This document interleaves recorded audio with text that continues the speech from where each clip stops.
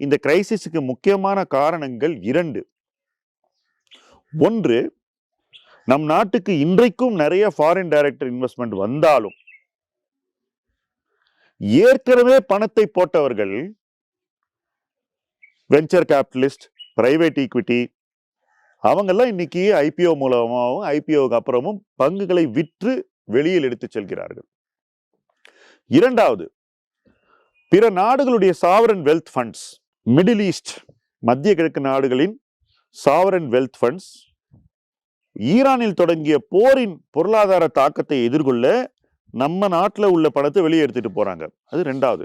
3வது, global hedge funds, எந்த நாட்டில் போய் பணத்தை போட்டா உடனடியா லாபம் பார்க்க முடியும்ன்ற குறிக்கோளோடு இருக்கக்கூடிய குறுகிய கால முதலீட்டு அணுகுமுறை கொண்ட முதலீட்டாளர்கள், அவங்க இந்தியாவில இருந்து மற்ற எமர்ஜிங் மார்க்கெட்ஸுக்கு தொடர்ந்து பணத்தை எடுத்துக்கிட்டு போயிட்டு இருக்காங்க.